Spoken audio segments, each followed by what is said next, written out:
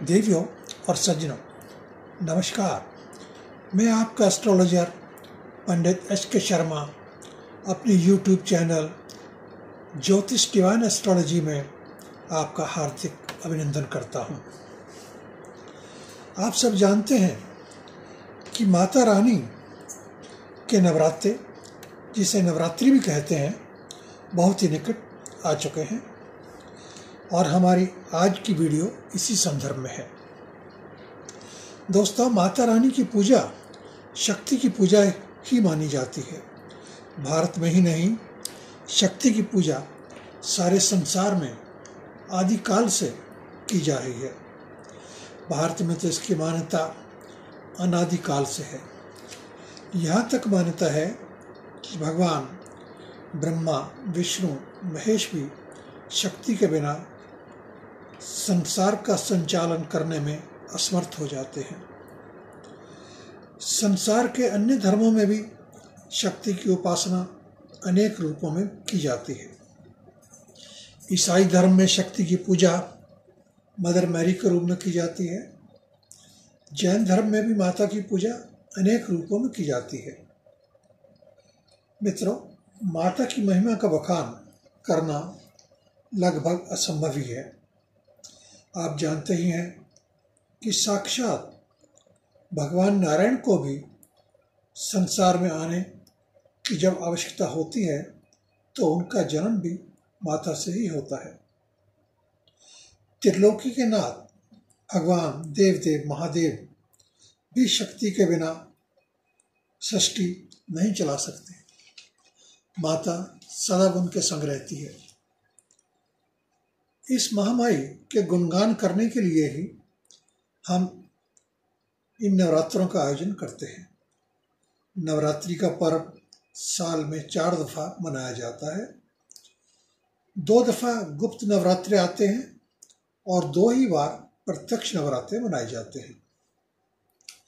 इस वीडियो में हम शरद नवरात्रि का ही वर्णन कर रहे हैं, जो कि 17 अक्टूबर 2020 दिन शनिवार से आरंभ होकर 26 अक्टूबर 2020 दिन सोमवार को पूर्ण हो जाएंगे। प्रथम नवरात्रि के दिन हम अपने घरों में माता की चौकी रखते हैं, जिसे घट स्थापना भी कहा जाता है। इन नवरात्रों में घट स्थापना के मुहूर्त का बहुत ही महत्व माना जाता है, जो कि इस बार यानी कि 17 अक्टूबर 2020 दिन शनिवार को प्रातःकाल 6:20 से आरंभ होकर 10:12 तक रहेगा। यह समय लगभग 3 घंटे 48 मिनट का है, जिसमें आपको घट स्थापना करनी है। अब मैं आपको घट स्थापना की विधि इस संक्षिप्त रूप में बता देता हूँ। सर्वप्रथम प्रातःकाल नहा धोकर शुद्ध वस्त्र धारण कर लें। एक लकड़ी की चौकी या पटड़ा, जो भी आसानी से सुलभ हो, आप उसे ले लें। उस पर शुद्ध लाल वस्त्र बिछाकर माता रानी की मूर्ति या प्रतिमा, फोटो, जो भी आपके पास आसानी से हो, उसे आप स्थापित कर दें। माता को लाल चुन्नी अवश्य पहनाएं। इसके साथ ही आप भगवान श्री राम की मूर्ति, फोटो भी रख सकते हैं। गणेश जी की प्रतिमा रखना भी बहुत जरूरी होता है, क्योंकि आप जानते हैं कि हमारे सभी धार्मिक अनुष्ठानों में मंगलकर्ता गणपति भगवान की पूजा सर्वप्रथम की जाती है। गणपति हमेशा प्रथम पूजनीय माने जाते हैं। अब आपको एक और आवश्यक जानकारी मैं देता हूँ। इन शरद नवरात्रों का संबंध भगवान श्री राम से भी है। नवरात्रों के एकदम बाद विजयदशमी या दशहरा मनाया जाता है, जिसका संबंध आप सभी जानते हैं कि भगवान श्री राम जी से है। अब मैं फिर से अपने मुख्य बिंदु पर आता हूँ। आपने घट स्थापना कर ली है। इस समय माता की खेती भी आप उगाते हैं। किसी भी पात्र में शुद्ध मिट्टी डालकर उसमें जौ उगाए जाते हैं और उन्हें पत्थर से ढक दिया जाता है। जो माता रानी का जल का कलश आपने रखा है उसमें जल डालकर कुछ सोना चांदी या सिक्के भी आप डाल सकते हैं। उसके ऊपर आम के पत्ते लगाकर आप नारियल भी रख सकते हैं। इस प्रकार से आपकी घट स्थापना होती है। जो कलश आपने रखा है उस पर लाल मोली बांधना आप न भूलें। उसके ऊपर एक स्वास्तिक का चिन्ह बनाकर तिलक भी करें। फल फूल मिष्टान जो भी भेंट आपके पास है उसे आप माता के सामने अर्पण करें। दीप अवश्य जलाएं।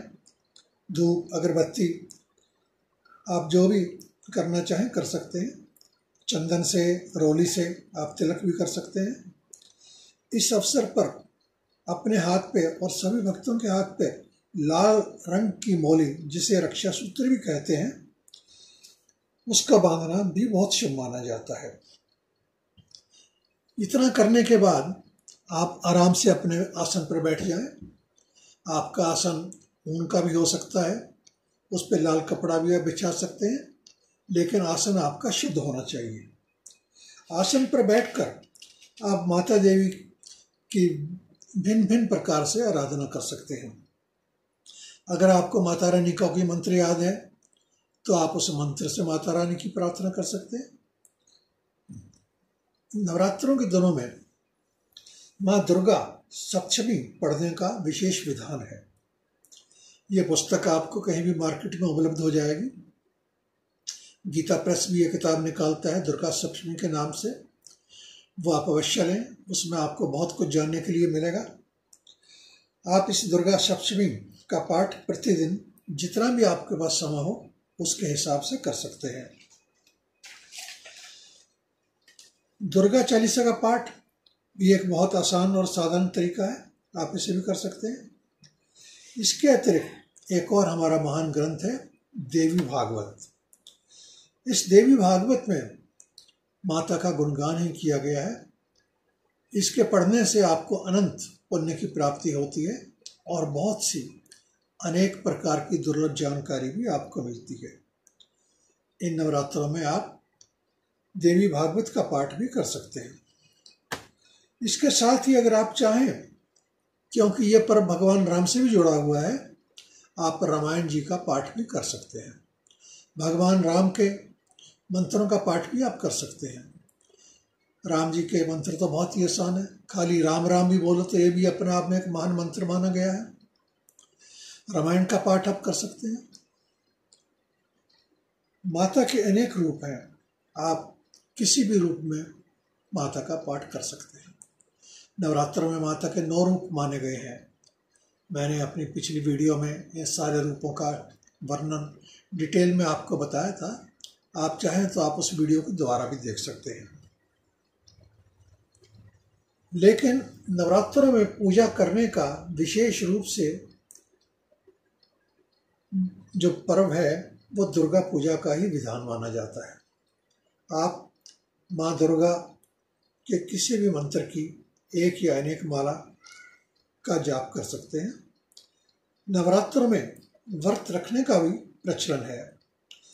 आप सारे नवरात्रों का व्रत भी रख सकते हैं या केवल 1 या 2 नवरात्रि का व्रत भी आप कर सकते हैं।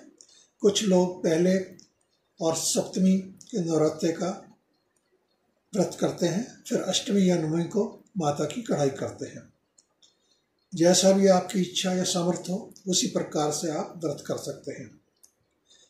अगर किसी भी कारण से आप व्रत नहीं कर पाते, आपका स्वास्थ्य का कारण है या कोई और कारण है, तो भी चिंता करने की कोई बात नहीं है। आप साधारण तरीके से भी माता का पाठ कर सकते हैं। आप कुछ भी नहीं तो जय माता की इतना ही बोल सकते हैं।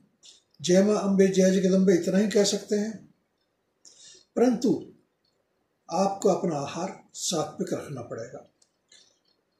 नवरात्रों के दौरान मांस मदिरा यहाँ तक कि प्याज और लहसुन का भी प्रयोग वर्जित है। इस बात का आपको विशेष ध्यान रखना है। बाहर का खाना जहाँ तक हो आप ना ही खाएं तो अच्छी बात है। अपने घर का शुद्ध भोजन खाएं। अगर मजबूरी है फिर तो कुछ कहा ही नहीं जा सकता। नवरात्रों की डिटेल और तिथियों के बारे में मैंने कुछ दिन पहले अपनी एक वीडियो तैयार की है, जिसमें मैंने डिटेल में सारी तिथियां और माता के विभिन्न रूपों के बारे में वर्णन किया है। आप चाहें तो उस वीडियो को भी देख सकते हैं। एक और आवश्यक बात जो मैं कहना चाहता हूँ, नवरात्रों के दिनों में आप अपनी किसी विशेष मनोकामना की पूर्ति के लिए भी माता का अनुष्ठान कर सकते हैं। आप अपने मन में सच्चे मन से आप संकल्प करें और आपकी जो अपनी इच्छा है वो माता को बताएं, और उसके पश्चात आप निर्णय कर लें कि आपने कितने मंत्रों का पाठ करना है, कौन सा ग्रंथ पढ़ना है, कौन सी पुस्तक आपने पढ़नी है, या दुर्गा चालीसा का पाठ करना है। आप जो चाहें, जो भी आपकी सुविधा के हिसाब से ठीक हो, आप वो कर सकते हैं, लेकिन आपको अपना नियम पूर्ण रूप से बनाना पड़ेगा। हो सके तो आप अपने समय का भी नियम बना लें कि मैं सवेरे इतने बजे से और शाम को इतने बजे से माता का पाठ करूँगा। तो दोस्तों, अगर आप सच्चे मन से माता की आराधना करेंगे तो आपकी स्वस्थ मनोकामनाएं पूर्ण होने में कुछ संदेह नहीं है। माता रानी तो हमेशा कृपा बिखेरने के लिए तैयार रहती है, लेकिन कई दफ़ा हमारी पात्रता ठीक नहीं होती, जिस कारण से हमें उचित फल की प्राप्ति नहीं होती। हम सच्चे मन से प्रार्थना करें तो माता अवश्य सुनती है। तो दोस्तों, ये थी नवरात्रों के बारे में पोस्ट जो मैंने बनाई। नवरात्रों के सारे दिन ही बहुत शुभ और पवित्र माने जाते हैं। नवरात्रों के दौरान में अगर आप कुछ भी नया सामान खरीदना चाहते हैं, नई गाड़ी, कार, कोठी, बंगला, सोना, चांदी, कुछ भी आप लेना चाहते हैं, तो ये माता के नवरात्रे अनुभूज मुहूर्त होते हैं। इसके लिए आपको कोई मुहूर्त निकलवाने की आवश्यकता नहीं पड़ती। आप किसी भी नवरात्रि के दिन आप जो भी अपना कीमती सामान खरीदना चाहते हैं वो आप खरीद सकते हैं। माता रानी आप पे कृपा अवश्य बरसाएगी। दोस्तों, ये थी आज की वीडियो। आशा करता हूँ आपको ये पोस्ट पसंद आएगी। कृपया लाइक का बटन अवश्य दबाएं, वीडियो को अधिक से अधिक शेयर अवश्य करें। कमेंट बॉक्स में अपने कमेंट डालना ना भूलें, हमें आपके कमेंट्स का सदैव इंतजार रहता है। आप हमसे संपर्क कर सकते हैं ईमेल द्वारा, व्हाट्सएप से। आप चाहे तो हमें ट्विटर, इंस्टाग्राम, फेसबुक पर भी फॉलो कर सकते हैं। दोस्तों, हम सदैव आपके मंगल की कामना करते हैं। जय माता की। आप सदैव प्रसन्न रहें, व्यस्त रहें और मस्त रहें। माता रानी का आशीर्वाद आपको अवश्य मिलेगा, ये हमारी कामना भी है, माता रानी से प्रार्थना भी है।